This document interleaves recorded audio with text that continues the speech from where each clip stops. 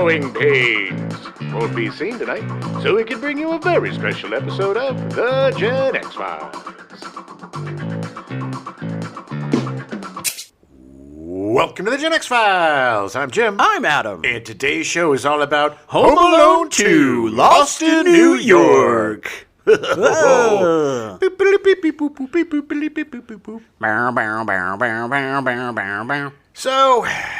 here we go. I think the entire movie can be summed up in the title and the fact that it's called Home Alone, but he's lost in New York, so he is not home, nor is he technically alone. No, he's not. Yeah. This is the last of our Is It a Christmas Movie? Yeah. And it is. It is. It takes definitely place. is. Yeah. I mean, the whole crux is Kevin wants to see a Christmas tree. Yeah. Florida. They don't have them in Florida. No, they have palm trees. Well, Florida is its own place. Yeah. Let's just leave it at that. Yeah. But they did a good representation of it. So, look, I'm not a huge fan of this movie. I'm going to say that right out of the bat, right out of the gate. Yeah. And I don't hate this movie, but to me, this movie is exactly what is wrong with sequels sometimes. Yes. And around this era they were making some of the worst sequels. Oh, yeah. In the history of filmdom. Yeah, the cash grabs were awful. Oh, I'm looking at you, Caddyshack 2. Oh, God, testicles. Yeah. Just awful ideas. This was around the time when Hollywood realized that they can spend less on marketing if they just pump out sequels. Well, and it was inevitable. The inevitability of sequels was cemented at this time. Yeah. I blame, weird word to be using, but Star Wars. Jaws.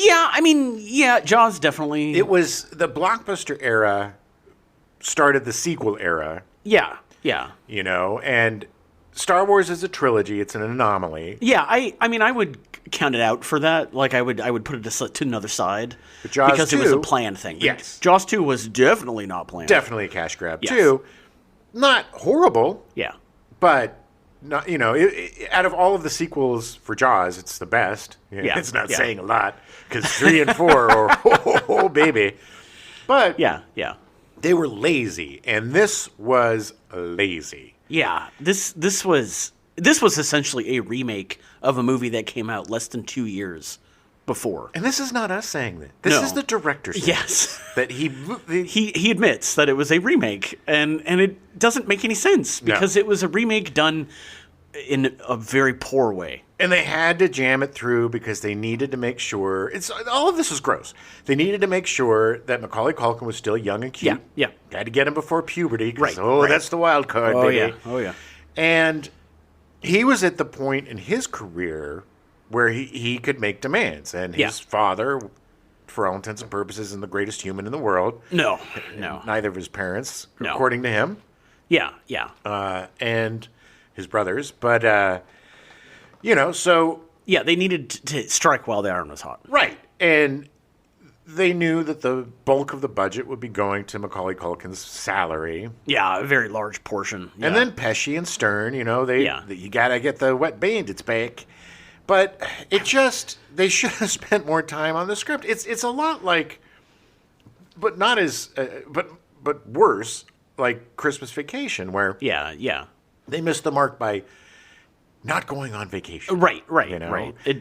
And that's the mistake that they made here was by going on vacation. Yeah. It was the intimacy and the immediacy of Kevin protecting his home. Right. That made the first movie such a classic. Yeah. It was, Kevin was Bugs Bunny. Yeah. And this was a great Looney Tunes cartoon, the first one. Yeah. It was perfectly paced. Everything, even though it was outlandish and crazy, it made sense in its own way. Right. And all of the beats were earned. The old man, the crazy old man, Kevin, I don't know my daughter. That was earned. Yeah. It was much better told. But all of the stuff in this one, it just was like, I got an idea for a gag. And what if we put Kevin in this situation? Yeah. And what are we going to bring back? Oh, we got to bring back the mob guy movie that he watches, the black and white thing. Right. Oh, we got to bring back. It's like no original ideas in this whatsoever. Everything in this movie feels so forced.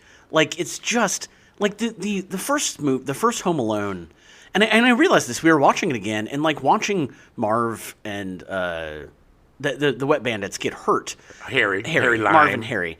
I like watching them get hurt in this movie wasn't as funny and just kind of sad. And it's like I think back to rewatching Home Alone, which we did, last year, the year before. Yeah. And it was still funny. Oh, yeah. Like, even though they were getting hurt, it was still funny. Because it was Looney Tunes. And a lot of it has to do with the pacing. I think the pacing was the big thing. And I think, unfortunately, they spent too much time on the aftermath of the gags. The guy gets hit in the face, and then we have to watch Marv be squirm, ouch, ooh, ooh, ouch, for like 2 minutes, and it's like, okay, we get it hurts, man. Well, look, people loved in the first movie when he made those funny faces after getting hit in the nuts, so let's show it for 3 times longer. Exactly. Yeah. So whomever edited this movie, it was poor job. Did a bad job, it just seemed lazy. And I honestly, I feel like John Hughes just kind of phoned it in. He was like, "Oh, you want a sequel? All right." Yeah, and I don't think that the actors did. I think that Macaulay Culkin was on point. He was doing the best he can. Yeah, Catherine O'Hara did. I mean, both Pesci and Daniel Stern both did what they could. Pesci seemed a little phone. I mean, Pesci's such a great actor that you're not going to. But you can see subtly he's just like he definitely had more to do in the first movie. Here we go again. Yeah. But it was the same thing. Oh, we lit his hair on fire, and he puts it in the gasoline. The gags just weren't as clever. No, they weren't as organic. Yeah, Yeah.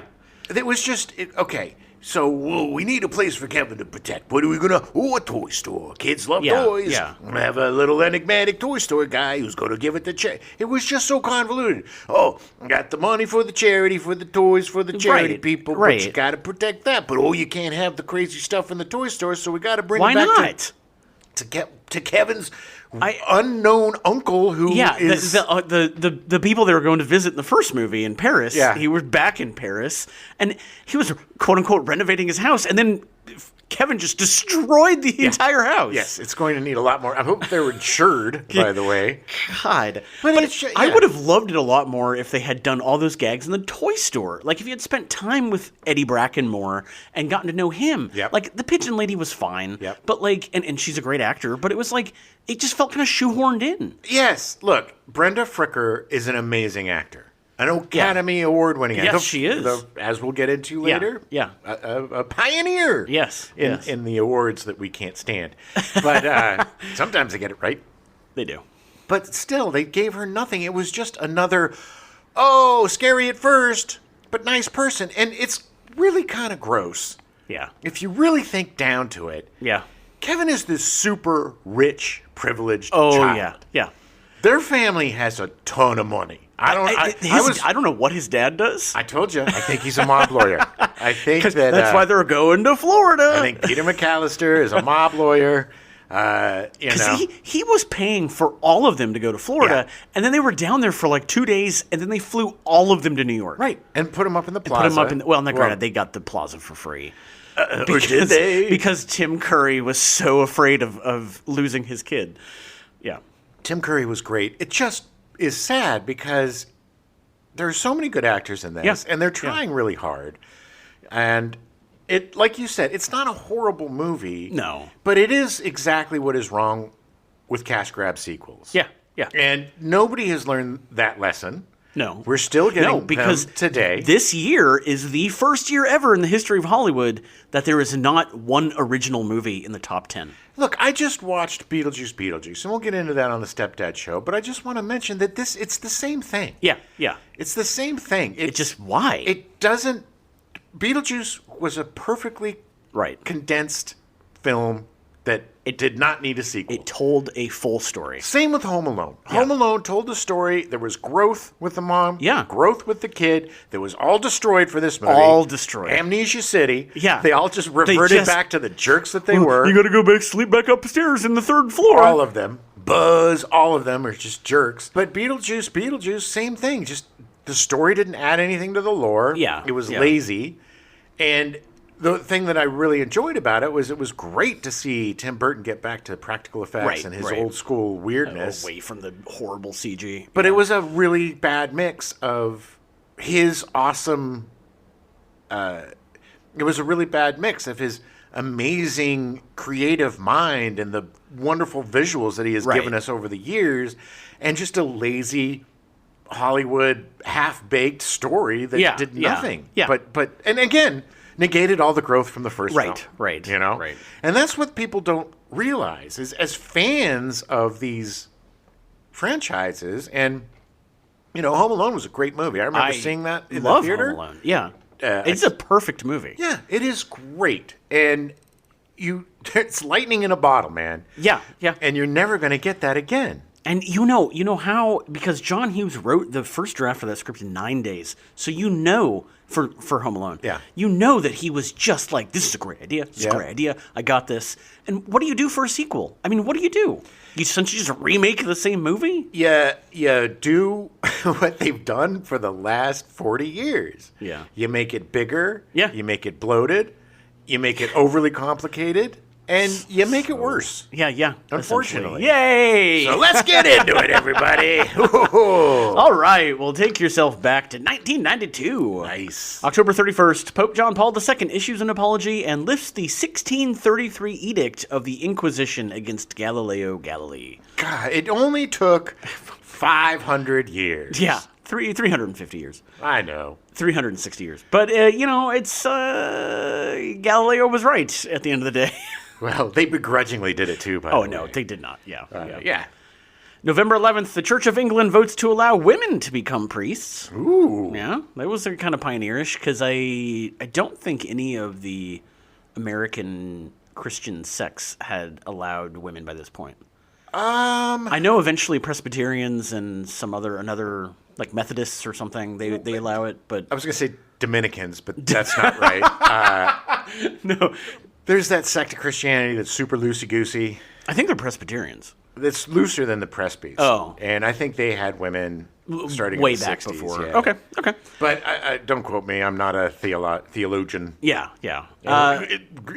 Exampled by the fact that I can't say the word theologian. November 13th, a report by the World Meteorological Organization reports an unprecedented level of ozone depletion in both the Arctic and Antarctic. Well, thank God that we took that to heart and we solved that problem. I mean, actually, the irony is that the ozone actually did come back once we stopped using the aerosol. It actually did come back. Not that it matters because the oceans are going to rise anyway. November 20th, Home Alone 2, Lost in New York is released in theaters. Another disaster. Is that what you're saying? Almost 2 years to the day after Home Alone was released. Not a horrible movie, but look, here's the thing. You make a great movie and you make a mediocre sequel, we're going to call you out on it. Yeah. You know? Because there can be good sequels. There are definitely good sequels. We've had whole months of good sequels. Look, we realized, or at least I realized this month, that Ghostbusters 2 was a much better sequel than I thought it was. Yeah. And that's what I was hoping for this. Me too. And I was wrong. We both were. Home Alone was released in November of 1990 and made $476.7 million. So a sequel was inevitable. Yeah, lightning in a bottle. Nobody expected it, but it was just one of those movies that hit at the right time, the right place, and had the right... it had exactly what everybody was looking for. It is so unique that it is still the highest-grossing live-action comedy of all time. Great. Still, almost 30-plus years later. Yeah. In February 1991, the Los Angeles Times reported that John Hughes was to sign a 6-picture deal with 20th Century Fox. Among the projects was a sequel to Home Alone. Like how Hughes wrote the first draft for Home Alone in 9 days, he cranked out a script for Home Alone 2 very quickly. A little too quickly. Yeah, I think he just got some trace paper and just traced over the original script. Pretty much. Crossed out Chicago and put in New York. New York, yeah.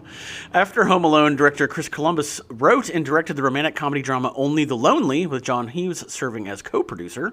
It starred John Candy, Maureen O'Hara, Ali Sheedy, and Anthony Quinn. The film depicts a Chicago policeman who must balance his loyalty between his mother and a shy funeral home employee, a loose adaptation of Marty, the 1957 film written by Paddy Chayefsky, which we talked about in our Altered States episode. Right. Yeah.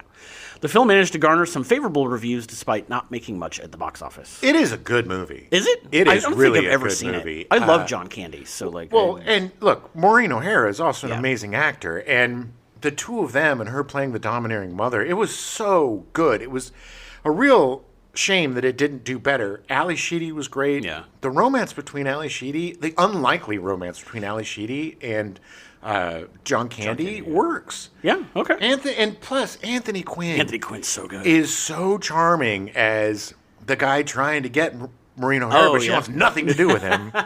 We'll definitely cover this in our Candy month. It's another film that shows us what we could have had with John Candy if his career lasted longer. He played such an amazing sad clown. He played such a good, earnest. He's so earnest, but sad man. Right. And the conflict in this was, it was a Chris Columbus movie, but it had a lot more heart. Right. And a lot more realism, I would say, than most of those movies. And it wasn't schmaltzy It's really funny because I came into doing this whole show, not just Home Alone, but just in general to this podcast, not liking Chris Columbus. And the more and more that I learn of him, the more I like of him. Yeah. I think that his qualities dropped off dramatically in the last 2 decades. But it happens. Look, you get comfortable, you get rich, and you're not hungry, and you're just doing it for doing its sake. But he wrote a bunch of movies. He's, in fact, next month, one of the movies we're covering, I didn't realize that he wrote Adventures in Babysitting. Yeah. I didn't know that. That was his first script. I had no idea. Yeah, no, he's got a fascinating career. Yeah. But, now I kind of wish we were doing Only the Lonely today. It's a better movie. We definitely need to cover that. Okay, we'll we'll find some time. We need to get these movies that are lost gems back into the rotation. Yes, people need to know that they're out there, and instead of watching this again. Yeah. So Macaulay Culkin returns as Kevin McAllister. Wait, what? Yeah, I know.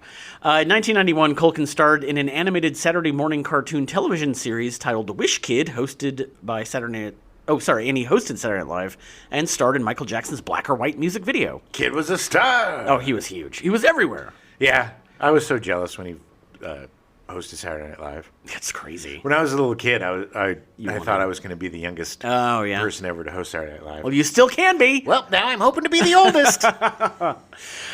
He starred as Thomas J. Sennett in the film My Girl, for which he was nominated for Best On-Screen Duo and won Best Kiss at the MTV Movie Awards with Anna Chlonsky. Gross. Yeah, super gross. That's really gross. Best Kiss between two children? This is around the time when MTV started getting really gross. Ugh. Yeah. It made $121.5 million from a $17 million budget, so it did quite well. It was a good movie. I liked My Girl. I thought it was done really well. You know who was great in that movie was Dan Aykroyd. Dan Aykroyd, fantastic in that movie. That and Driving Miss Daisy, there was just he was an actor for a while. Oh, yeah. No, I mean, he's an actor, yeah. But he was doing some serious, quote-unquote, serious parts. Yeah, Oscar quality. Showing his breadth of ability. Yeah, which is very wide, and we forget that. He's very good. But yeah, it was. I also remember when that movie came out that there was all this fervor over Macaulay's death scene and how you got to make sure to tell your kids this isn't Home Alone and you prepare them for seeing their little Kevin McAllister get stung to death by a million bees. The bees. That was fun. So Kit Culkin, Macaulay Culkin's father, would not commit him to star in Home Alone 2 until the producers signed him to star in The Good Son. Great. Yep. Great idea, buddy. He did not want to see Macaulay typecast and intended that the MPAA R-rated suspense drama would be key to avoiding it. What an idiot. And what an a-hole. Look, this is a little baby boy who everybody loves his comedy because he's got the great deadpan. Yeah. He wouldn't have had this if it weren't for Uncle Buck. Uncle Buck is what made everybody realize for that sure. This little guy had something special. He was good. He's really good. And nobody was asking for the two little cuties to be in this gross movie called The Good Son.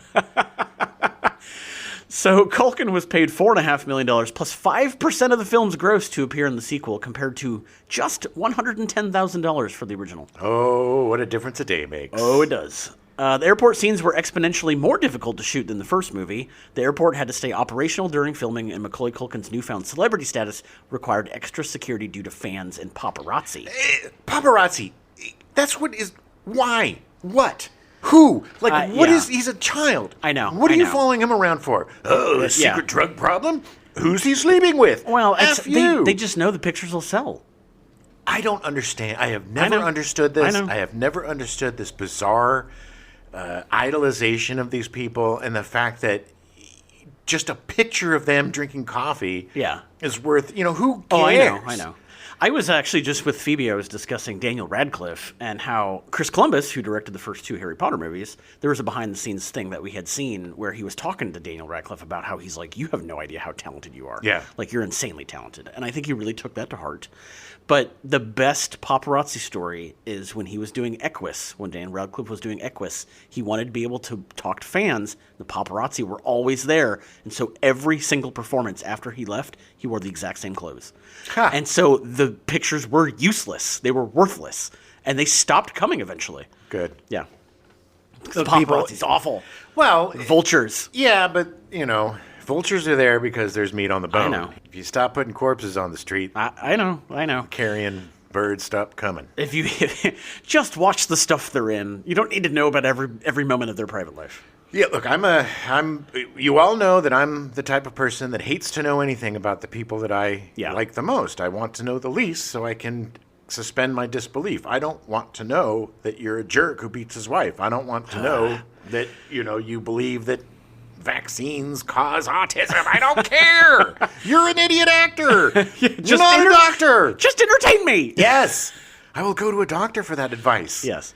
I will go to a dietitian about how to eat, and I don't need to listen to you. Right.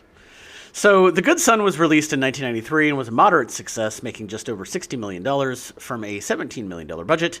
The critics hated it, unfortunately, with Roger Ebert, who deemed the film inappropriate for children, awarding it half a star, calling the project a creepy, unpleasant experience. And he's absolutely not right. Agree more. It was so creepy. It's so weird. And look, the kids were good. Macaulay Culkin was good. He's great. Little sociopath. Yeah. And Elijah Wood was really good too. Elijah Wood is an exceptional actor. Exceptional, absolutely. Yeah. Look, I think Macaulay Culkin's super talented, but he's fairly... He's got a more narrow range. Yes, but he's a child, too. Yeah. There's very few children like Elijah Wood who have that... Right. Like he and... what's that little girl who was in everything? Dakota Fanning. That are wise beyond their years, seem like little adults, and just have this thing. Macaulay just seemed like a child... He was super talented. He was good at being a kid. Good at being a kid, exactly. That's why Michael Jackson was his best friend. Right. Oof. I know what you're saying. I mean, in the fact that Michael Jackson had the mind of a child. Sure. But not the body. But that was the thing. It's like, even if you were going to make this movie, I think Macaulay Culkin wasn't the right person for the part. No. Mostly because of the baggage. Look, it's like seeing Bill Murray, when he does his, back in the day, when he would do the Razor's Edge or whatever. People don't want to see that. They want their Bill Murray's goofy and, do something funny, do something cute, and don't try to murder another child in a movie. It's weird. Child murder. No, man, we all knew it was a bad idea when we saw the trailer, and then I remember seeing that movie and just wondering why. Yeah. And just gross. I don't need to see kids torture each other. No. So Culkin was actually training in ballet at the School of American Ballet and appeared in a film version of The Nutcracker in 1993. Yeah. If you remember when that came out. Do. Yeah, it was weird. In 1994, he appeared in 3 films, Getting Even with Dad, co-starring Ted Danson, which barely made its $30 million budget back and got some of the worst reviews of Culkin's young career. It was horrible. I believe he had a mullet, which was disturbing. And I also believe that... Ted Danson. But Ted Danson had a ponytail. I think you're right. It was weird. It was His not a good movie. dad was like a con man. Yeah, it was not a good movie. You don't make Ted Danson unlikable. No. It doesn't work. He's too charming, yeah. And Macaulay Culkin, it was just a mean-spirited kind of gross movie. Mean-spirited. That is the best way to put it. He was also in The Page Master, co-starring Christopher Lloyd, Whoopi Goldberg, Patrick Stewart, Leonard Nimoy, Frank Welker, Ed Begley Jr., and Mel Harris. Nice cast. It was a live-action animated fantasy film, and $13.7 million is what it made from a $34 million budget. It was also savaged by the critics. I never saw that, I don't think. Yeah, it was a weird thing. He goes into like a fantasy world, like a animated fantasy world. I remember the concept. I don't think I saw it. No. He was also in Richie Rich, which made $76 million from a $40 million budget.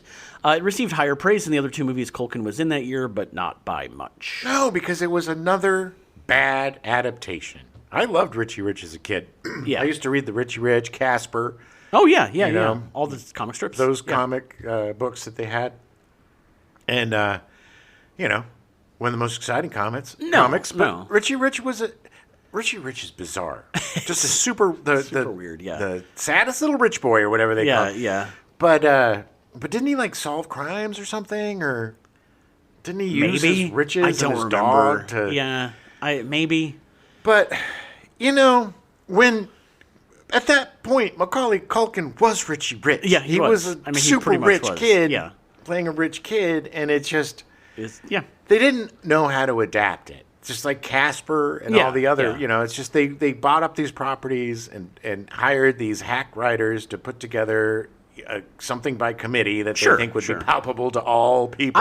I have a soft spot for the Casper movie, but I think it's just because it came out at the right time when I was young enough. I have a soft spot for Casper too because I was at ILM when we worked on it. We went one of the best rap parties ever was the Casper party at the Fillmore.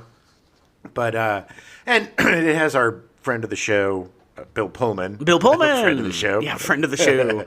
And Christina Ricci. It's not bad. It holds up better than Richie Rich does. That's for damn sure. I definitely need to. I haven't seen it since it came out. But yeah, Richie Rich was just. It's on paper. It seemed perfect. Right. Oh yeah, we'll get perfect. Yeah. But the execution again was bad, and that the '90s. Some of the worst damn movies were made in the 90s. Some stinkers. Culkin then retired from acting at the age of 14. Yeah, good for him. He wanted to be a normal boy.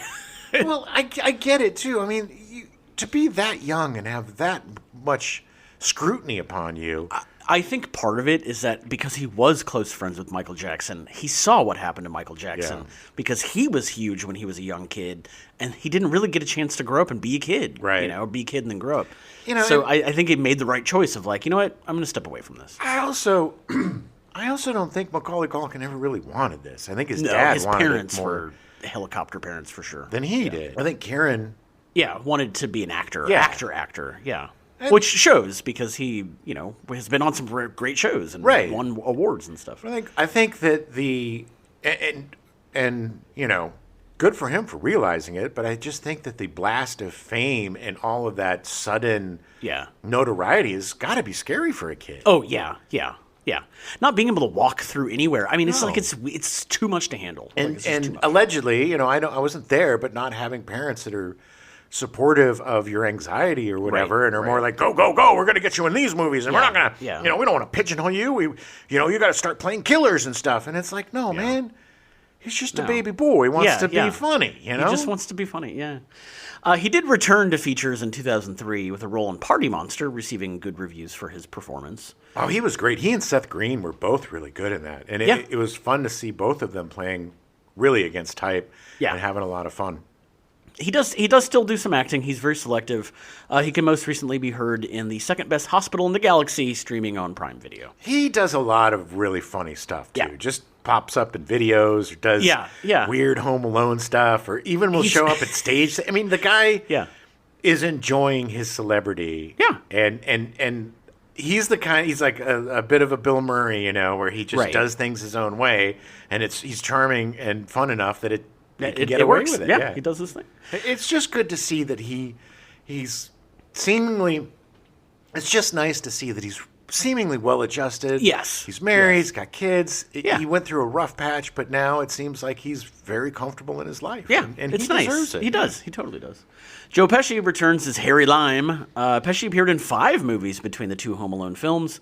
In 1991, he was in The Super, a quote-unquote comedy that flopped, and JFK from Oliver Stone, which made $205 million from a $40 million budget. That's a funny comedy, JFK. That's a hilarious ensemble of comedy. Yeah. When Joe Pesci, he's like trying to get into the White House, and JFK puts all the little marbles and stuff down, and he's like, "Oh, I'm gonna get you, Mr. President." Here comes another paint can. I love JFK. It's 100% fiction, but it is such an amazing film in terms of seeing some of your favorite actors give performances that you never have seen before. Right. Never. Tommy Lee Jones, Joe Pesci, right. Kevin Bacon, John Candy. If you haven't seen the movie, watch instead of this one. Yeah, watch JFK. And at least just for the performances. I love that movie. It's a great work of fiction. In 1992, along with Home Alone 2, he was in My Cousin Vinny, which has become a cult classic. Yeah. Lethal Weapon 3, returning as Leo Getz, which made $321.7 million from a $35 million budget. My least favorite of all the Lethal Weapon films. Yeah. It wasn't as fun as the first. They made the mistake of killing one of Murtaugh's kids' friends and then making it about corrupt cops. It just didn't go anywhere. Yeah. And he was in The Public Eye, written and directed by Howard Franklin, who wrote The Name of the Rose and wrote and directed Quick Change. Man, it's a bummer that was a flop because that was a really good. Did you see that? The Public Eye? Yeah. No. I've heard. It looked interesting. Of all the movies I went over during the script, I thought The Public Eye was the one I wanted to sit down and watch. Definitely see it. It is a great performance by Pesci. It's totally in his wheelhouse, playing this little tabloid guy in like the 30s. It gets or 40s. I don't know, or 50s. Been a while since I've seen it. It could have been any of them. Yeah. But, I just love those, and the giant. and they pull out the bulbs and the bulbs crashing. But, no, it's another movie that shows, oh, wow, Joe Pesci's a great actor. Right, it's like you see the Scorsese movies, like, oh, Joe Pesci's an amazing actor. Wow, see what he can do? Yeah. You get fooled by watching The Super or what was that horrible Harvard movie? Stealing Harvard, was that what something like that, yeah. Yeah, with he and Brendan Fraser. Yeah, it was not good. I'm your homeless guy, you're going to have it. Yeah. While filming Home Alone 2, Macaulay Culkin actually asked Joe Pesci why he never smiled. Pesci's response was to tell him to shut up. Okay. Didn't he also pinch him really bad in the first one? He did. That was the whole reason that he did all the Looney Tunes talking was because he wanted to swear the entire movie, and they told him he couldn't, so he just made stuff up. At the time, Pesci said, "He's pampered a lot by a lot of people, but not me. And I think he likes that." Pesci has since said that he respected how professional Culkin was while on set. I think he was jealous because he wasn't the main guy. I think Pesci's got some issues. I'm sure he does, but guy's got issues, Adam. I don't think he ever wanted to be in either of these movies, but I think his agent convinced him it was a good idea, and he made some good money off of it. He made a lot of money off of it. He got some really nice new set of golf clubs and a cool new golf cart. Pesci can most recently be seen on Bupkis, the Peacock show from Pete Davidson. Yeah, he was also in The Irishman a few years back. Yeah. He's still acting. He's still doing stuff. Not as much. He's getting up there. Yeah, he's up there. He's got to be in his 80s now. I think so, but he's looking good. Daniel Stern returns as Marv Merchants, which I never realized his last name was Merchants. Stern only did one movie in between the two Home Alone movies, City Slickers with Billy Crystal, which made $179 million from a $26 million budget. Yeah, that was another right time, right place movie. And another one that had a sequel that shouldn't have happened. Nope. No. No reason for a City Slickers 2. The Legend of Curly's Gold. How do we bring back a dead character? Oh, he's got a twin brother. Oh, hey. While filming the pigeon attack scene with Joe Pesci, after the production covered them with birdseed and released 300 pigeons at them, Stern said that a pigeon flew into his mouth. He said, "It was revolting." Yeah, you can actually kind of see it. There's a shot where a bird actually comes out of his mouth. Yeah. Like the head comes out of his mouth. It's super gross. It's gross. Pigeons are gross, Pigeons are gross. They're disgusting flying rats. Yeah, no, well, don't tell that to Mike Tyson. But yeah, look, pigeons are actually very smart birds, but, They're still city pigeons are pretty gross. They're gross. They're still gross. While promoting Home Alone 2, Stern appeared on The Late Show with David Letterman and said Home Alone 2 should have been nominated for the Oscar for Best Picture. David Letterman disagreed, and the two have never spoken again. That's weird. That's just weird. Because he must have been joking. He must have been. I mean, I don't know why. I need to see the clip, I guess, to see how earnest he was being. I also don't know if I believe this. I don't know. Because it just seems weird on both ends. Both ends. Yeah. Well, mostly weird on Stern's end because did he see the movie? Well, maybe he thought this was how he was going to promote it. I don't know. It's suspect. During filming, John Hughes showed Daniel Stern a script he wrote called The Bee. He asked Stern to direct the film as the actor had wanted to direct a feature film for some time. Okay. However, he was shown the script for Rookie of the Year and decided to mark that as his directorial debut because he had wanted to be a little more independent of collaborating with Hughes after Home Alone's surprise massive success. Sure. Get away from the dude that is really successful and has good choices and could probably shepherd you into a decent directing career, you know, and go on your own. Yeah, he included it in his book, How Not to Have a Directing Career. Rookie of the Year was released 8 months after this film, and despite getting some respectable reviews, it didn't do very well at the box office, and Stern decided to take an indefinite hiatus from directing. It wasn't a bad movie, but it was a time when there were so many effing baseball movies coming out, and so many weird kid baseball movies, like Angels in the Outfield, and... I liked Rookie of the Year. I had no idea that Daniel Stern directed it. Neither did I, but there was just too many gimmicky baseball films coming out, and that was a gimmicky one. The kid was good. The mother was good. The lead kid was charming. Yeah. The mother was good. I thought it was a fine movie. Sure, it was not bad or stupid like the other gimmicky baseball movies. Yeah. And it was just the kid had shoulder surgery and could now throw a super fast fastball. Yeah. And it had heart. It had an arc. It was. I don't know. I thought it was a good movie. It deserved better, but I think it was a victim of proximity. Yeah. The funny thing is that he took his hiatus from directing literally lasted over 30 years. The next movie that he's doing is something he actually wrote and is directing called Everything's Peachy that will be coming out sometime in the next year. Good. Looking forward to it.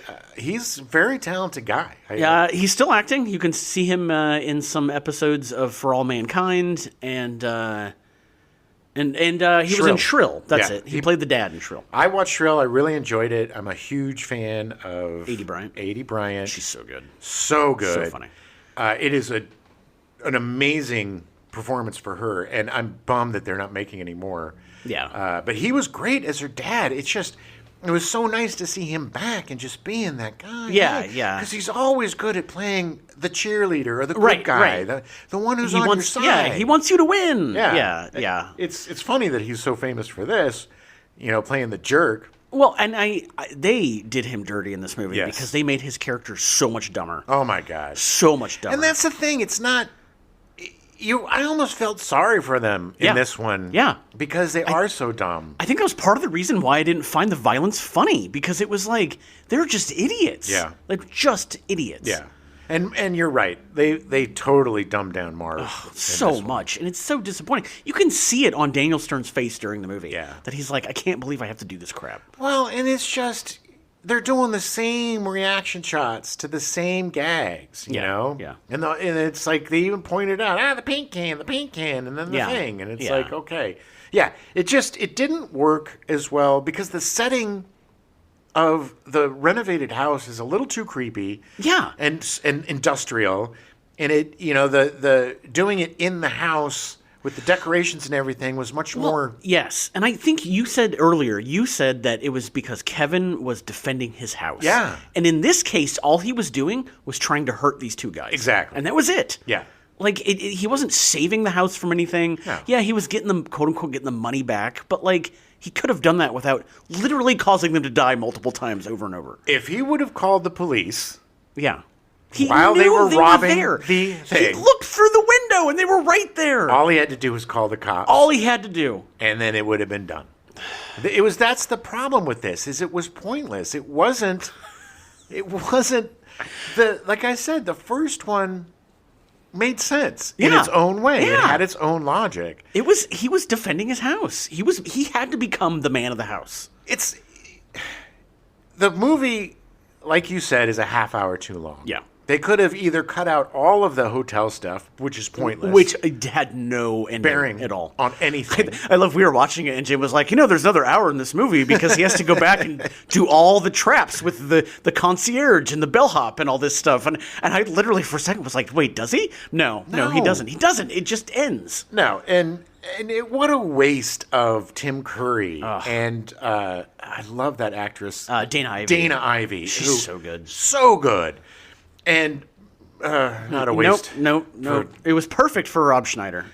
Rob Schneider. He's such a tool.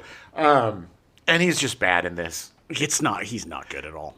He was never good. No. Making copies. That was the one thing he did that was funny. He was funny on Saturday Night Live. It was funny once, and then they did it 40,000 times. And then they tried to give him a career, and everybody was like, nope.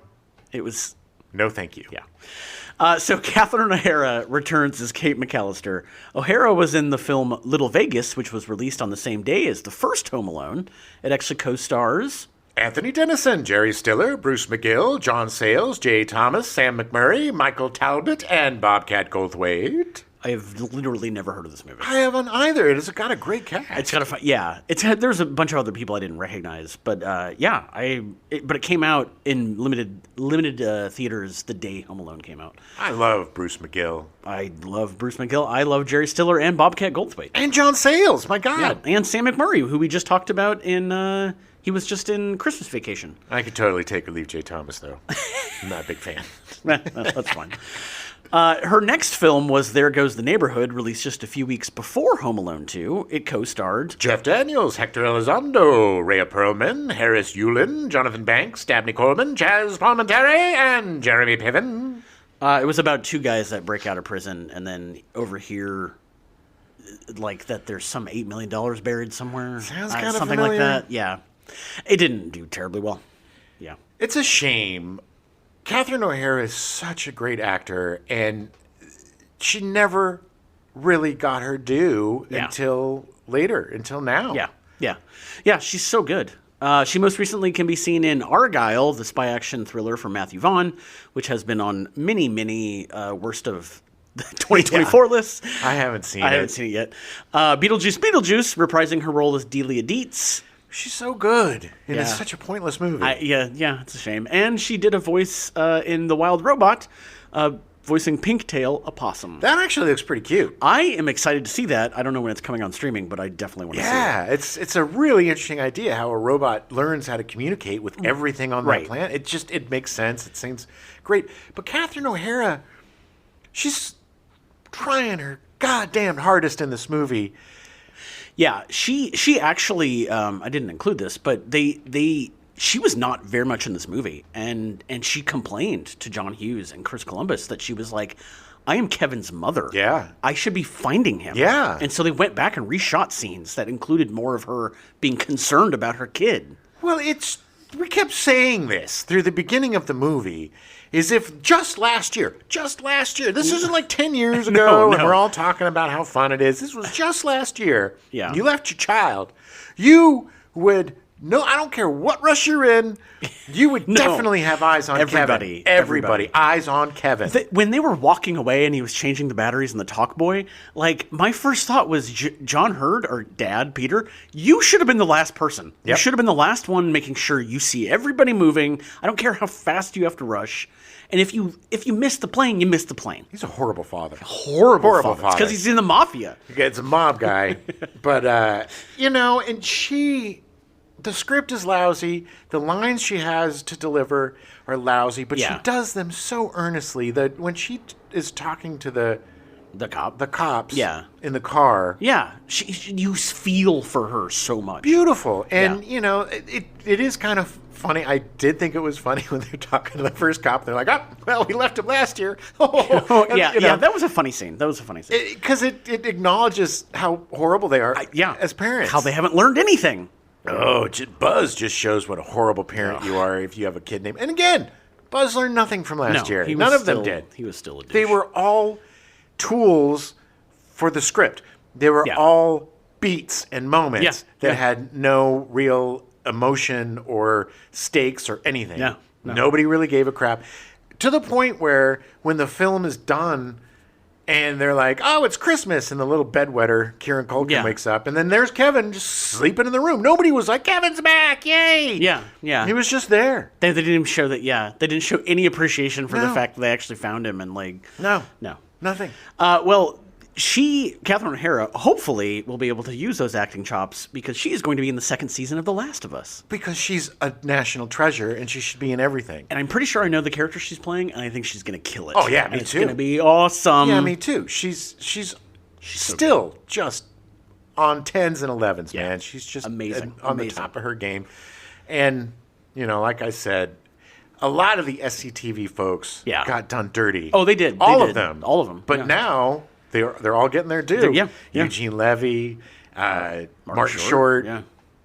All the ones that... John Candy? No. Oh. Or Joe Flaherty. Didn't Joe Flaherty just die? Recently, not too long ago, I love him so much. Yeah, anyway, yeah. It's a testament to talent that these folks weathered the storm of the 90s and the 2000s yeah. and these dearth of roles in their career and are coming up on top now. Yeah. Because all of us growing up with them, realizing the talent, are like, well, we want them in the movies now. Yeah. Like, they were good. Put them in the movies. She was great in Beetlejuice. Yeah. Totally wasted. Yeah.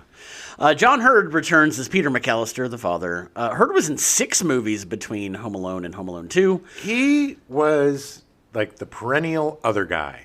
Yeah. Or the dad. He was always there. He was in everything. He was in Awakenings in 1990, coming out a couple weeks after Home Alone came out, starring Robert De Niro and Robin Williams. Yeah, it was all right. Yeah, I liked Awakenings. Yeah. It was fun. In 1991, he was in Rambling Rose, starring Laura Dern and Robert Duvall. It was a good movie. And also in Deceived, co-starring with Goldie Hawn. It was one of his first starring roles. Not a good movie. And no, it was also, we didn't want Goldie Hawn in these thrillers. We wanted her in comedies. Right. In 1992, along with Home Alone 2, Hurd was in 3 other movies. Radio Flyer, directed by Richard Donner. Oh, God. Yep. That movie, I just have to say. Yeah. I remember my friends talking about, they were working at Donner when this movie was made. And the sad thing is this was such a important picture for the Donners. Yeah, they really wanted to tell the story of alcoholism in allegory. And it was so bad. It was so schmaltzy. It's just sad. It was just so heavy-handed. You never saw the abuser, but you saw him open up 1,000 beers. Right. And it was just such good intentions derailed.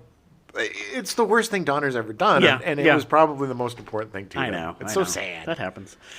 He was also in Gladiator, starring Cuba Gooding Jr., not the Roman times one. It was about a boxer. Yeah, not a very good movie. Not a very good movie. And he was also in Waterland, a mystery starring Jeremy Irons. Don't remember that at all. But Radio Flyer had Elijah Wood. Yes. And the little boy from Jurassic Park, Master Chaponio. Yeah. Moscow Kazowitz. He was the little abused boy that died. Oh, yeah.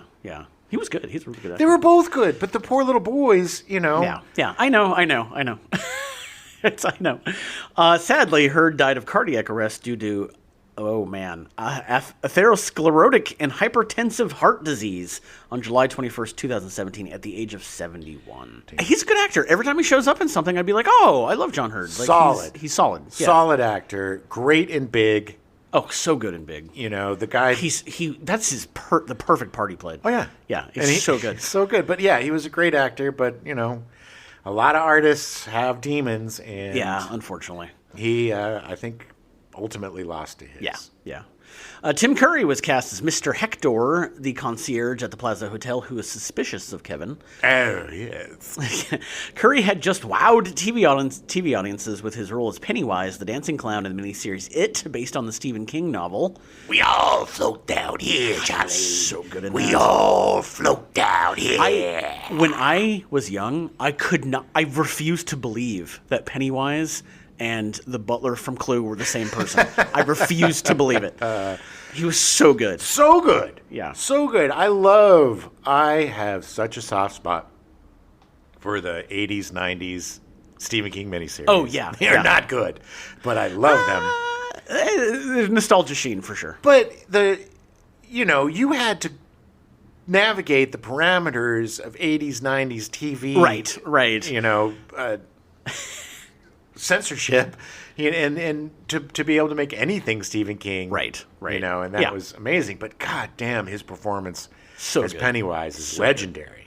Good. And Frankenfurter, and I mean, Clue, he's great in everything. Has so many iconic performances. In 1991, he was in Oscar, another iconic performance from Tim Curry, starring Sylvester Stallone, directed by John Landis. Hey, we got John Landis playing a guy named Oscar's guy in the mob. My daughter was getting married to someone. I don't know. It's a dumb movie. Real bad movie. One of the dumbest movies made.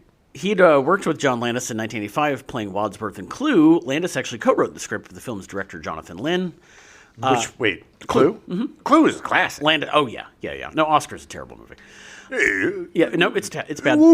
Okay, bye. In 1992, along with Home Alone 2, Curry was in Passed Away, an ensemble comedy co-starring Bob Hoskins, Blair Brown, Frances McDermott, William Peterson, Pamela Reed, Peter Reichert, Maureen Stapleton, Nancy Travis, and Jack Warden. Great cast. Great cast. I don't think the movie was very good. Again, it was just this time of crap. Yeah. You would get you would get good actors in crap because they didn't know it was going to be crap, Right, but it was always right. crap. So much crap. Right. Also in 1992, Curry did his first voiceover for an animated feature in Ferngully, The Last Rainforest. Yeah. He has dozens of credits in voiceover, from film to TV to video games to a theme park attraction. He was the voice of Sir, S-I-R, an extraterrestrial alien encounter at Disney's Magic Kingdom from 1994 to 2003. Anticipation.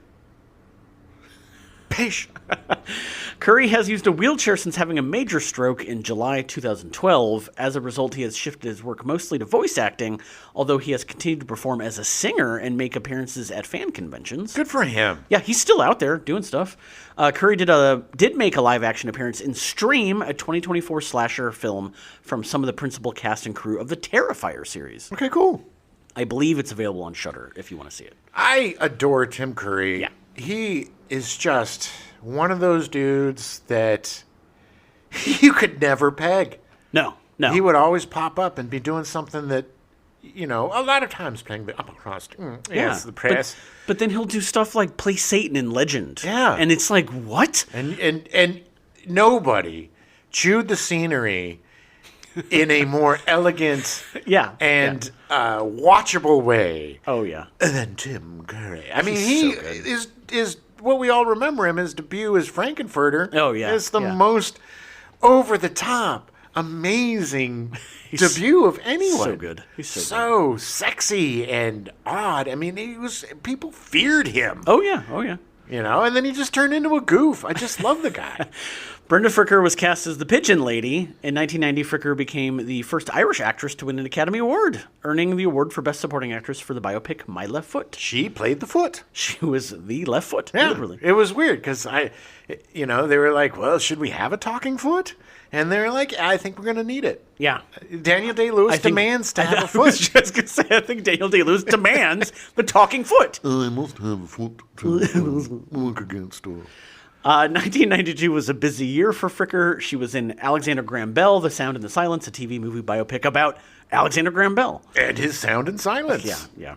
The two-part TV miniseries about a wife who tries to find her missing private detective husband, only to find he has another wife. Okay. That was an ITV miniseries thing on British TV. And she was in Utz, the feature film co-starring Armin Mueller-Stahl about a man trying to find his friend's priceless porcelain doll collection. Dude, I saw this movie. Oh, yeah? Yeah, it is not bad. Really? Oh, my God. Because it looked weird. Armin Mueller-Stahl was such a great actor. Wasn't he in the picture, what was it, the Cinema Paradiso, wasn't that? I think that was Armin Armin Mueller-Stahl, where he so, won the yeah. Oscar. Yeah, man. Yeah, he and Fricker, though, it's like... Oh, it's great. They're great together. I could watch them read the phone book. Oh, yeah. The year after Home Alone 2, Fricker starred as Mike Myers' mother in So I Married an Axe Murderer. Whereabouts? They're still unknown. She was so good in that. God, she was so good. Listen to our So I Married an Axe Murderer episode for more on Brenda Fricker. Hey, how you happen to see the most beautiful girl in the world? She most recently can be heard in the feature film The Miracle Club, starring Laura Linney, Kathy Bates, Maggie Smith, and Stephen Ray. She doesn't actually appear in it. She just does a voice. There's some voice that is heard continuously through the movie. There is something really sexy about Brenda Fricker for me. I don't know if Was it because of all the pigeons? She was wearing all the pigeons? Well, it might have been her making out with... the guy from So Many Next I can't think of his name. Yeah. Andy something. Whatever. But I don't know. There's just something about her that just gooses my berries, baby. Eddie Bracken was cast as Mr. Duncan, the proprietor of Duncan's Toy Chest. Completely, totally wasted character. Director Chris Columbus actually wanted Gene Wilder to play the role of Mr. Duncan, but turned it down because his previous movie, Another You, released in 1991, was a box office bomb. Yeah, that was another... Wasn't that Was that with him and? I think it was with Pryor. It was like his last. I think it was their movie? last Pryor movie. Were they brothers or something? I don't know. It got weirder and weirder. It was not good. Bracken is best known for playing Roy Wally in National Lampoon's Vacation in 1983. Wally World. On November 4th, 2002, Bracken died in Glen Ridge, New Jersey, of complications from surgery for a crushed disc in his neck at the age of 87. Oh, God, getting old sucks, man. Ouch. His wife of 63 years, Connie Nickerson, a former actress, died in August of 2002, just 3 months before his death. Before his death? Yeah. Oh, that's sad. Yeah. It's like Conan Conan O'Brien. O'Brien's parents, yeah. They died 3 days apart, Yeah. man, in their 90s. God, how horrible for him and his brothers and sisters. Just to awful. You lose them both and so quickly. It's too soon. What if they got like a twofer on the funeral? It's like a deal. I was going to make a really tasteless joke about Weird Al's parents, but you beat me to the tasteless joke. All right. Devin Rattray returned as Buzz McAllister, Kevin's oldest brother. He's one of the few younger actors in the series to continue to have a career, making appearances in Dennis the Menace in 1993. Elevator, Side Effects, Blue Ruin, Nebraska, and R.I.P.D. in 2013. Okay. Blue Ruin's a great movie, by the way. It's from the guy who did Rebel Ridge. Oh, okay. It's a great movie. I loved Rebel Ridge. About a guy trying to find the guy who killed his son. It's really fascinating. The first 40 minutes, there's no dialogue in the entire movie. Where is it streaming? I believe it's on Prime right now. Check it out today, maybe. Recurring role on The Tick from 2017 to 2019. The live action one. Yeah. Yep. There was like 2 live action. There were 2. ones. This was the newest one. Yeah. The one with the British guy. Yes. He was good. Yeah. He also reprised his role as Buzz, now an adult, in the legacy sequel Home Sweet Home Alone in 2021. We watched that. We did. It wasn't very good. Nope. On December 8th, 2021, Rattray allegedly strangled his girlfriend while in a hotel room in Oklahoma. Oh, God. He was booked for domestic assault and battery by strangulation, a felony, as well as misdemeanor domestic assault and battery. Apparently, after an argument over his girlfriend failing to charge fans for his autograph, the duo returned to the hotel and... Rattray then pushed his girlfriend onto the room's bed, pressed one of his hands against her throat, pressed his other hand over her mouth, and applied pressure, according to the affidavit. It was alleged that as Rattray assaulted his girlfriend, he told her, "This is how you die." Yeah, that's not creepy at all. No. Not creepy at all. Wow, it's weird that the character Buzz is a much better person than the actual actually the actor. Rat Ray. And Rat Ray is pretty... Yeah. It gets even worse. In August 2022, police announced that Rattray was under investigation for an alleged rape that occurred in September of 2017. The alleged victim, who had been friends with Rattray for 15 years, came forward after hearing about the 2021 domestic assault allegations, accusing Rattray of drugging her drink. So, after Home Sweet Home Alone, I don't think Devin Rattray is going to be working at all in any movie ever again. It just sucks that somebody who looks so much like he would be that person is that person. I know. It's sad. It's sad. You know? Yeah. He wasn't acting when he was playing Buzz. No, he was not. Hilary Wolf returns as Megan McAllister, Kevin's oldest sister. After Home Alone 2, Wolf retired from acting. Seems like a lot of people retired from acting after this movie. She actually won the World Judo Championships for juniors in 1994 and represented the United States in judo at the 1996 Summer Olympics and the 2000 Summer Olympics. Rad. That's awesome. In 1996, she participated in the women's 48-kilogram competition and made it to the quarterfinals. In 2000, she was in the women's 52-kilogram competition and was out in the first round. Oh. In 2004, Wolf and her husband, Chris, started a wrestling club called Rocky Mountain Wrestling Club, which is located in Colorado Springs, Colorado. Great. She's had a great career. Doing her career. Doing her judo wrestling career. Yeah. Which is awesome. She needs to pay Buzz a visit. Yeah. Michael C. Morona as Jeff McAllister, Kevin's older brother. Morona is best known for playing older brother Pete Wrigley in the television show The Adventures of Pete and Pete on Nickelodeon from 1989 to 1996. One of the absolute best children's shows ever made. Amazing. Ever Absolutely made. amazing. When you have Iggy Pop in a dress... Yeah. You've got me. Pete and Pete was an amazing show. Pete and Pete was great. It was really great. We'll cover it at some point. Morona stepped away from acting in 2013, and then since then he has worked as an electrician on films and television in New York. He co-hosts the podcast The Adventures of Danny and Mike with his Adventures of Pete and Pete co-star Danny Tamborelli. Yeah, Danny Tamborelli played the son in GTA 5. Oh, that's right. Yeah, Michael's that's right. Son. Yeah. He has since resumed acting in the 2020s. He most recently can be seen in I Saw the TV Glow. I saw that. Yeah, he was in that. I don't remember him, but that's awesome. Senta Moses returns as Tracy McAllister, Kevin's older cousin. She is best known for playing Phoebe, Beekman's assistant in Beekman's World from 1996 to 1997. She most recently can be seen in Little Fires Everywhere, a show she created based on the Celeste Ng novel, streaming on Hulu. Right on. Kieran Culkin returns as Fuller McAllister, Kevin's youngest cousin, little bedwetter guy. Yeah, nobody wanted to sleep with him. Stop giving him cokes. Also, yeah, when they panned and they were all in the hotel room sleeping, yeah, he had 4 open cans of Coke sitting in his bed. Yeah. Why are you feeding him the Coke that late at night? And why are you putting little P guy in the only bed in the room? Yeah, stick him on the floor. Make him lay on the floor. This movie's stupid. Stupid movie. Kieran is the younger brother of Macaulay. He has grown into a great career, earning an Emmy for his role in Succession. He most recently can be seen in A Real Pain, written, directed, and co-starring Jesse Eisenberg. I loved him in Scott Pilgrim vs. the World. Oh, yeah, he was so good. And he returned for the animated show, which I thought was great, too. Yeah. Yeah, I have a soft spot for Kieran. He's a really good so actor. funny. And he just seems like a decent human being, Yeah. too. Yeah. He's got his wife and his kids, and he's just, again, it's really great to see these kids turn out to be good adults when they had so much against them growing up. So many factors with their parents and such, you know? Anna Schlotsky returns as Brooke McAllister, Kevin's younger cousin. Anna had a recurring role in The Torkelsons from 1991 to 1992, and a recurring role on Sister Sister from 1995 to 1996. Her last role was on the Fox dramedy Get Real in 2000.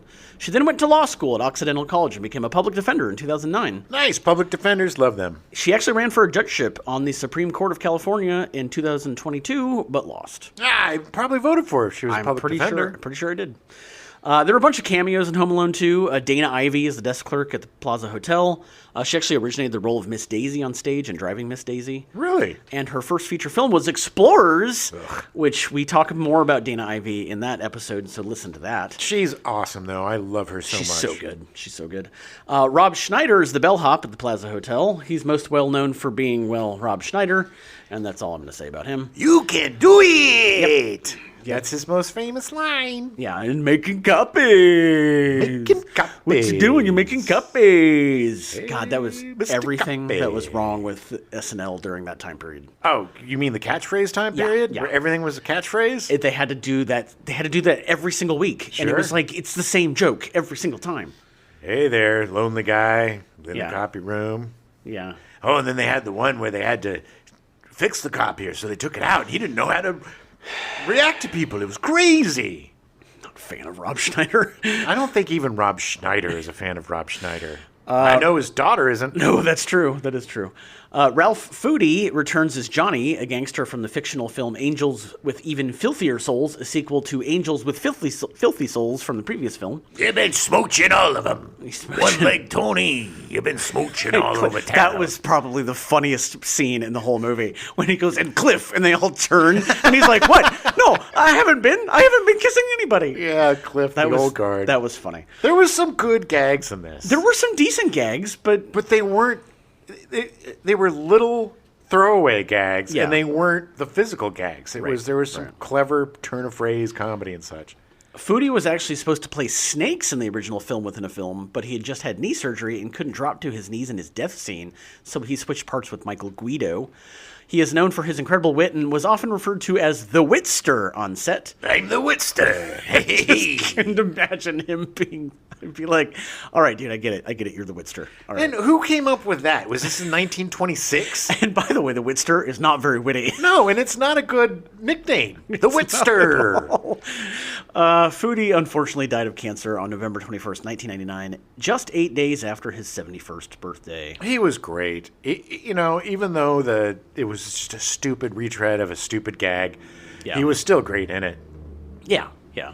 I'll forgive you. Yeah, I mean, it was. Bob Eubanks was cast as the Ding Dang Dong host, and I really just wanted to say Ding Dang Dong. Eubanks is best known for hosting the Newlywed Game off and on since 1996. Bob or Eubanks. 1966, not 1996. Welcome to the Newlywed Game. I remember watching an episode, or watching part of an episode with Phoebe. She had no idea this existed, and she was like, "How did this show ever get on the air?" Where's the strangest place that you ever made whoopee? In the butt. Oh, yeah.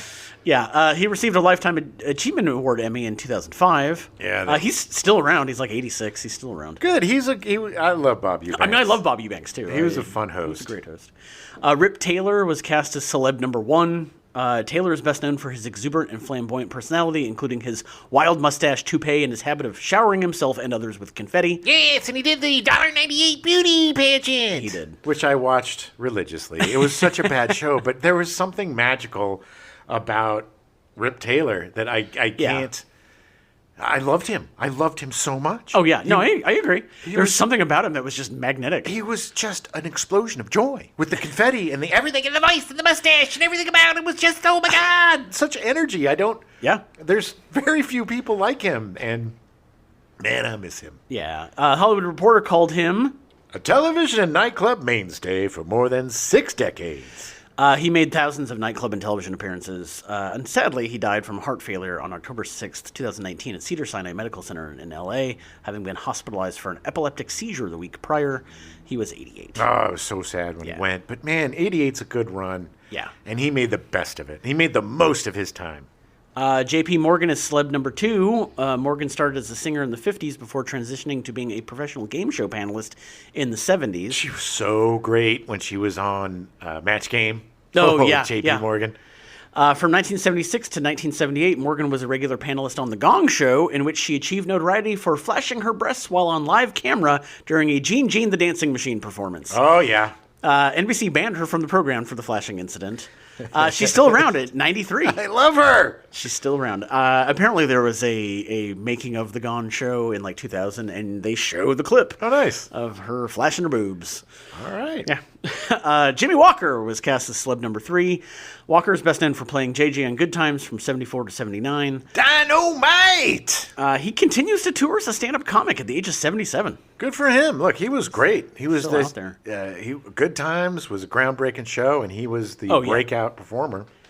They were all contestants on Ding Dang Dong, and you literally see them for half a second. I kind of wish I was watching an episode of Ding Dang Dong. I would watch it a lot more. Ali Sheedy was the New York ticket agent. She actually played the ticket agent as a favor to John Hughes. Yeah, they gave her bleach blonde hair. I read somewhere online that she apparently was supposed to play the Catherine O'Hara mom part before Home Alone, and I don't think that's true. No. Because she would have been like 25. Yeah. And it wouldn't have made sense. No. Ron Canada was the cop in Times Square in the car that she talks to. Canada is a character actor that usually plays judges and detectives on TV and in film. And he's not from Canada. No, he's not.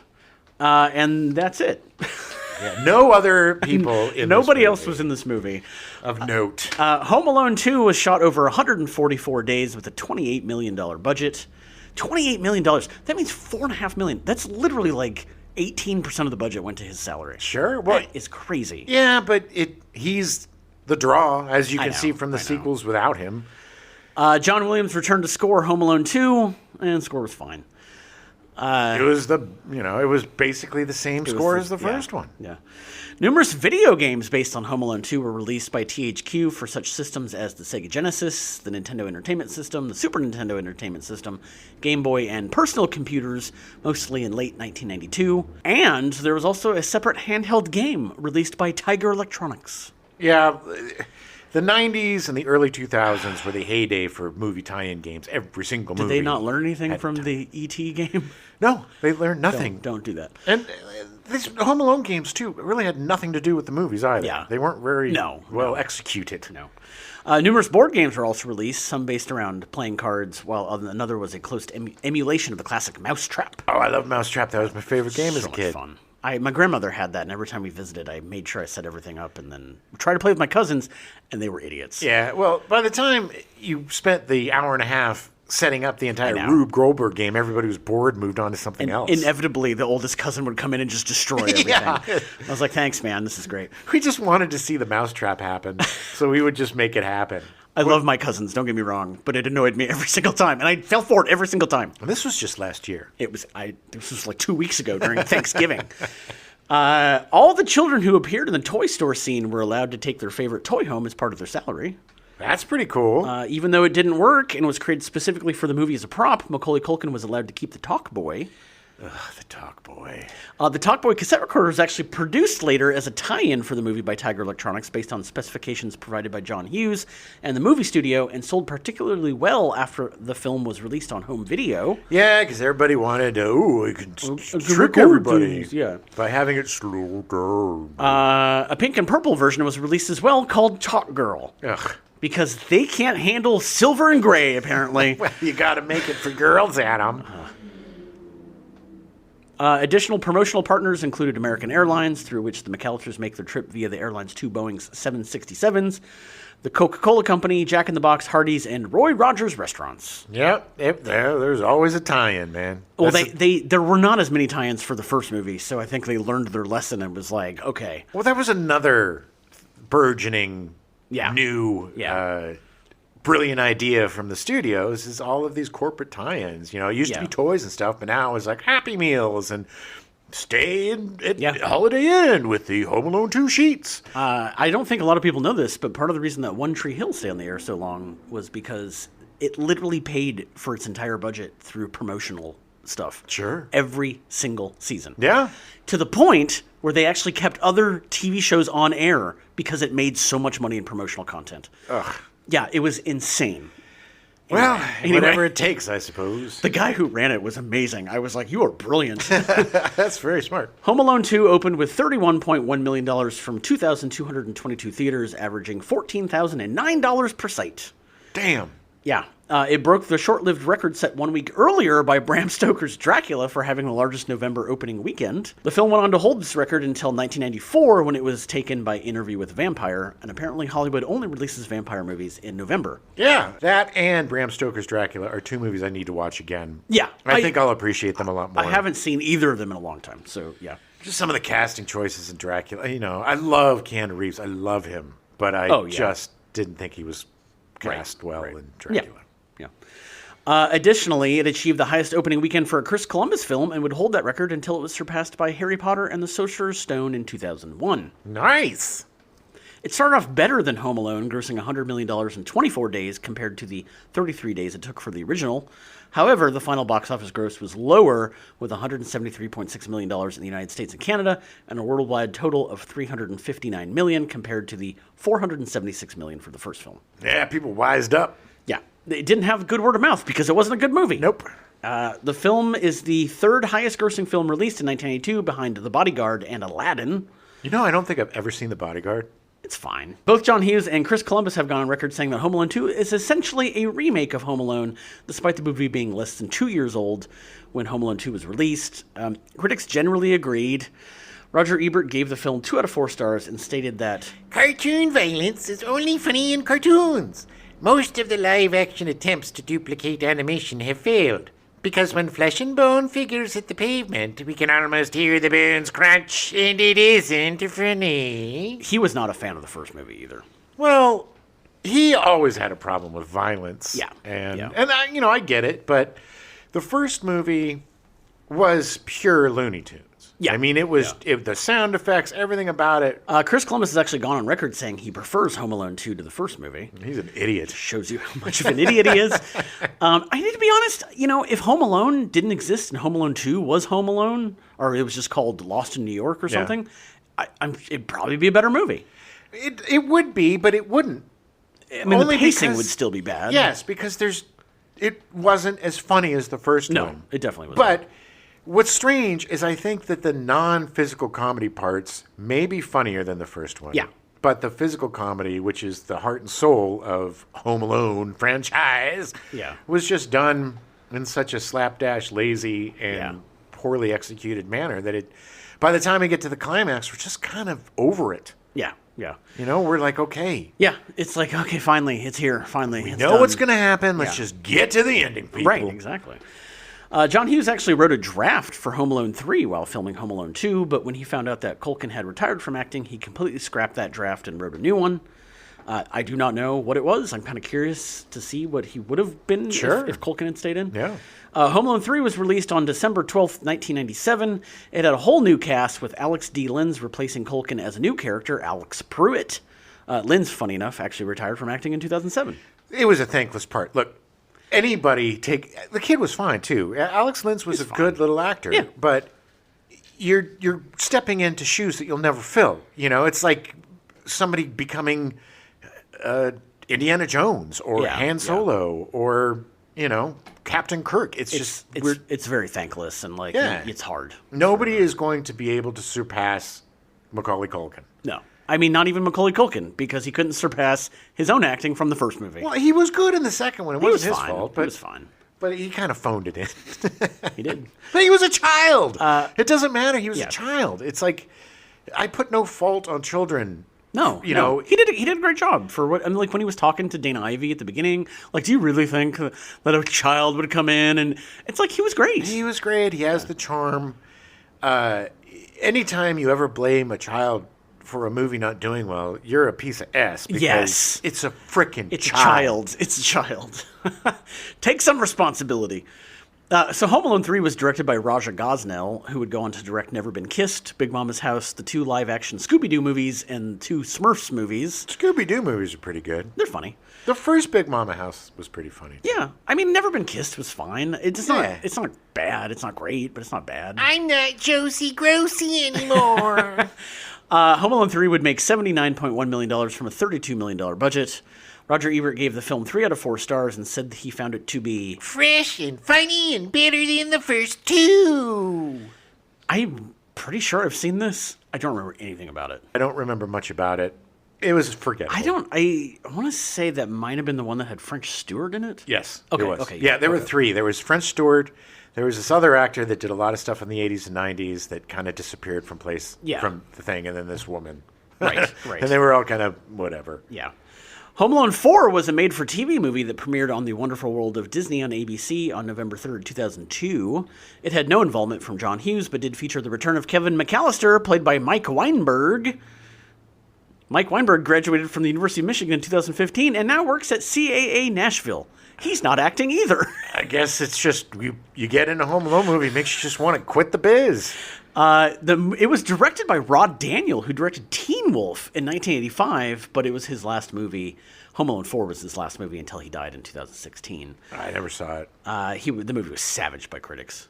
It's available on Disney Plus if you want to watch it. They all are. Home Alone: The Holiday Heist was released on ABC Family on November 25th, 2012, 10 years later, as part of their Countdown to Christmas promotional campaign. It again does not focus on the McAllisters, and the reviews were barely better than for the 4th film. They should have just called it Home Alone 4, beating the hell out of this dead horse. Yeah. We're going to keep digging it up and beating it for the next 20 years. And then 9 years later, Home Sweet Home Alone was released on Disney Plus on November 12th, 2021, after Disney bought Fox and gained the rights to the franchise. Yay! It was directed by Dan Mazer, who worked with Sacha Baron Cohen. He wrote with him a lot. Written by Mikey Day from SNL and Streeter Seidel from College Humor, and starred Ellie Kemper, Rob Delaney, Archie Yates, Asia Ling Bee, Kenan Thompson, Pete Holmes, Ali Mackey, and Chris Parnell. Now, despite this, some very talented people, the movie was terrible. It's just a shame because it had a great cast and it was, going to be something different, but it just wasn't. And perhaps the greatest example of a lack of complete self-awareness, Chris Columbus said about Home Sweet Home Alone before it was released. In this version of Hollywood that we live in, everybody is remaking everything and rebooting everything. I mean, there's a Home Alone reboot coming out. What's the point? The movie exists. Let's just live with the movie that existed. There's no point in any of us remaking The Wizard of Oz. There's no point in any of us remaking the classic films. Make something original because we need more original material. Yes, Chris Columbus, we do. So why did you remake a movie that was less than 2 years old? Money! I needed a beach house. That right there, I hate Chris Columbus again. Oh, man. I'm just kidding. I don't. I actually really like Chris Columbus. I think he's talented. I have a hard time because of Rent. Sure. Man, that movie was so bad. Sure. I mean, everybody's got a stinker. Yeah. Everybody's got a few. You're in the business long enough. Nobody gets out unscathed. Just ask Dick Donner. Yeah, well, just ask Harrison Ford, my favorite actor ever. Well, It's like everybody does some stinks if you in it long enough. But this movie was a disappointment. And, Yeah. And not seeing it in so many years, and after the fun that was Ghostbusters 2 and rediscovering that film, and just finding a bunch of stuff that I really liked about it. Yeah, yeah. To the point where that is a film that I definitely, if I'm going to watch Ghostbusters, I'm watching both Ghostbusters 1 and 2 because it deserves to be seen. This just solidified what I hate about sequels. Yeah. And especially sequels of this era. And I think we're kind of getting back into that mindset and thinking because, as you said, everything this year in the top 10 were sequels. And if Beetlejuice is any example of that, then we're right back into these superfluous BS sequels that have no business being. They're just cash grabs. Yeah. You know? They saw, okay, Home Alone. This is the problem, is that Hollywood makes something original and surprising, and it's a hit. Yeah. I mean, look, Home Alone 2, Home Alone, it was a love letter to Looney Tunes movies, but it was a very well done love letter to Looney Tunes movies. Yeah. And it was much better than it had any right to be. And instead of just saying, yes, we made a great film. Yes. Let's move on. No. No. They realize, well, there's video games. This is the problem. Yeah. It's not just a movie. At this point, in time, right. They were realizing all of the money tie-ins. Oh, well, we can get Pizza Hut. We can get McDonald's. We can get video games, Game Boy games. We can have board games. We can have comic books. We can have TV shows. We can have cartoon adaptations, Saturday morning cartoon versions. So it becomes a business. The franchise becomes a multi-level marketing type of situation, and it just sucks all of the creativity and all of what made the first one special because you're putting something together quick. It's like studio gives you the date of release and you got to fit it into that. Yeah. And this is what you get. Yeah.